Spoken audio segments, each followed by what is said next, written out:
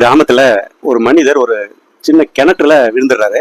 அவரு அந்த கிணத்துல இருந்து மேல வர முடியாம அவர் என்ன பண்றதுன்னு தெரியாம அவரால் காப்பாத்திக்க முடியல. தண்ணியில மூழ்கி அவர் ரொம்ப நேரமா போராடிக்கிட்டு இருக்காரு. ஆனா அதை மேல இருந்து நிறைய பேர் பார்த்துக்கிட்டு இருக்காங்க. அதை எப்படி காப்பாத்துறதுன்னு தெரியல. என்ன பண்றது, இப்படி எகிரி குதிச்சு காப்பாற்ற முடியுமா, அல்லது உள்ள இருந்து ஏதாவது கயிறு மாதிரி கட்டி மேல இழுத்துன்னு வர முடியுமா, என்ன பண்ணலாம் தெரியலையே, இந்த கயிறு பத்துமா, அந்த மாதிரி ஒவ்வொருத்தரும் ஒரு ஒரு மாதிரி ஆக்ஷன் பண்ணிக்கிட்டு இருக்காங்க, கேள்வி கேட்டுக்கிட்டு இருக்காங்க, என்னமோ பண்ணிட்டு இருக்காங்களே தவிர யாரும் முயற்சியில் இறங்கல. ஆனா ஒரு வயதான பெரியவர் ஒருத்தர் யாருக்கிட்டையும் எந்த டிஸ்கஷனையும் பண்ணிக்கல. அவர் வந்து கயிறை எடுத்து போட்டு வேகமா இறங்க ஆரம்பிச்சிட்டாரு, குதிக்க ஆரம்பிச்சிட்டாரு. அவர் போயிட்டு கிணத்துல இருந்தவங்கள கஷ்டப்பட்டு அந்த கயிறு மூலமா தூக்கி வந்து காப்பாத்திறாரு. ஸோ இந்த மாதிரி நிகழ்வுகளை நம்ம எல்லா ஊர்லயுமே எல்லா இடத்துலயுமே மனிதர்கள் எங்கெல்லாம் இருக்காங்களோ அங்க எல்லாமே பார்க்க முடியும். ஏன்னா வேடிக்கை பார்க்க வர கூட்டம் ஜாஸ்தி இருக்கும். அதுல ஏதோ ஒருத்தர் தான் அவர் உயிரை பணைய வச்சு சக மனுஷனை காப்பாற்றணும் அப்படின்ற ஒரு முயற்சி எடுப்பாங்க.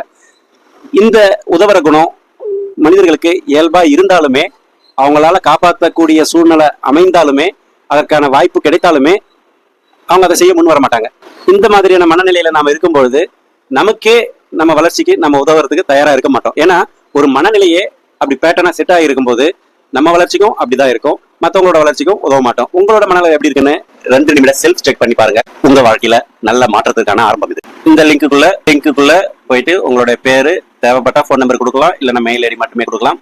கீழே ஒப்புக்கொள்கிறேன் அதில் வந்து கிளிக் பண்ணிட்டு உள்ள போனீங்கன்னா ஒரு 19 விதமான கேள்விகள் கேட்கப்பட்டிருக்கும். அதுக்கு தற்போதைய சூழ்நிலை உங்களுக்கு என்ன தோணுதோ அதை பதில் அளிச்சுக்கிட்டே வரும்பொழுது இறுதியாக உங்களுடைய ஸ்ட்ரென்த் என்ன, வீக்னஸ் என்ன, இதெல்லாம் கவனம் செலுத்தணும். அதுக்கு தகுந்த உதவி மற்றும் பயிற்சிகள் ஏதாவது தேவைப்படுதுனாலும் நீங்க 30 மினிட்ஸ் செஷனுக்கு புக் பண்ணிக்கலாம். ஸோ அடுத்த வீடியோ சந்திப்போம். நன்றி.